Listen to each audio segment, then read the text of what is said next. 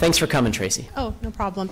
I was diagnosed in 2013 with a couple of autoimmune diseases. I had been a social worker for 25 years, could not afford COBRA. My husband did not have insurance that was very good at the time when we moved across the country from Ohio here. And then he got on a new insurance, and the I guess you would say the deductible was extremely high.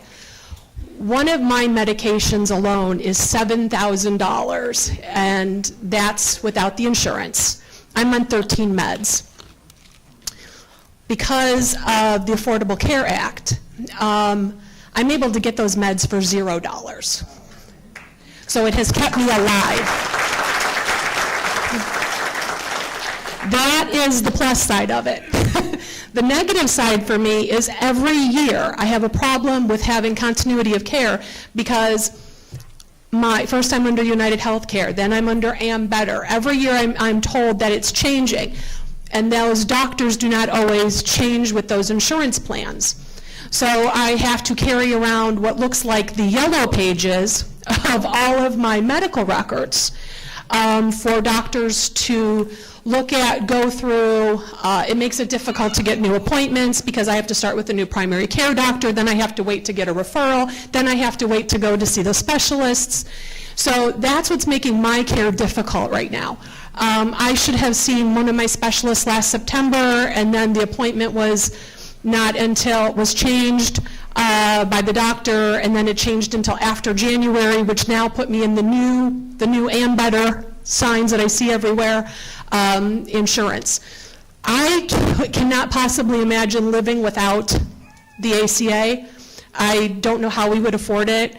I would have to go on Medicaid. I'd have to get a divorce, whatever the tricks are in order to do it, because we are right at the cusp. My husband is a nurse, and I'm not working, and I'm not getting disability yet because of, that's another story. Social Security disability has its own nightmare. So without the ACA, I couldn't afford my meds monthly. I couldn't afford my numerous lab tests. I couldn't afford the monitoring I have to take on some of the lab tests. I'm sure my medical right now is extensive. But up until 3 years ago, 20 years of that, of my life, had I been paying into it, I would hardly have ever used it. So, and now I'm really using it at 50 years old. I think it is an important part that we have to stand together regarding this, because it doesn't just affect the people using it as insurance. As you had said, it kept my daughter and my husband's insurance until the age of 26.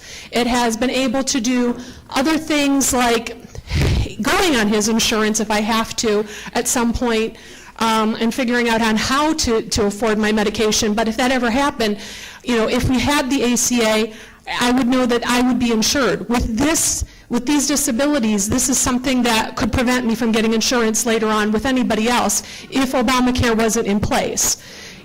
I'm not ignorant to the fact that I think a lot of the issue is the name Obamacare. And I'm going to say it. I'm going to be political. I think that's where this whole thing is coming from. If it was named anything else, this would not be an issue at all. A lot of people who are just so anti-Obama don't even realize what they were anti-Obama about until they realize, oh my gosh, I have ACA. It's the same thing. It affects me. And like I said, had the name been anything else, this would not be an issue.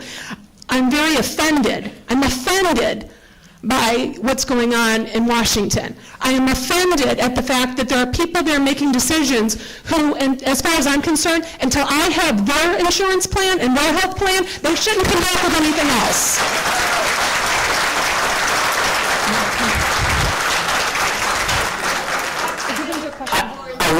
I want to thank you, Tracy, for coming. And you're from Haines City, right? I am. I live in Haines City, Polk County. I am not a paid person. I'm not. If I could get paid, let me know. I'll be happy.